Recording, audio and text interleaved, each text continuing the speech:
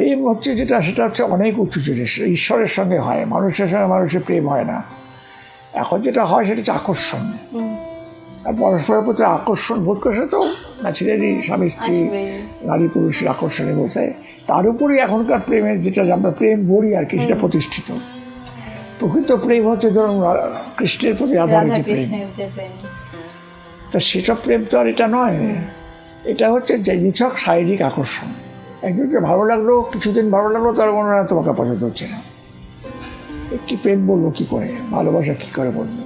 আজকাল ভালোবাসা শব্দটা শুধু আছে, ভালোবাসা জিনিসটাই সেটা আমরা খুব অনুভব করি যে এখন ভালোবাসাটা এত ধৈর্যহীন একটা মানে একটা পথে দাঁড়িয়ে আছে, দুদিকেই খাদ, এদিকেও টলমল ওদিকেও টলমল, পদ্মপত্র জলের মতো।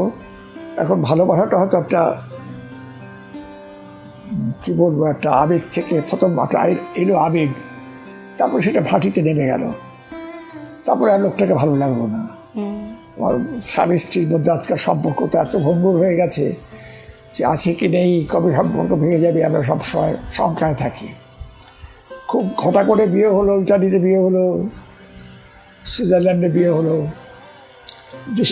কি বলে চাকচিক্যের ভিড়ে, মানে ডেস্টিনেশন, হ্যাঁ ডেস্টিনেশন ওয়েডিং, সেসব হলো। তারপরে দেখা গেল 2 বছর পরে কত টাকা খরচা করে যে বিয়ে, সেই বিয়ে ভেঙে চলতি হয়ে গেল।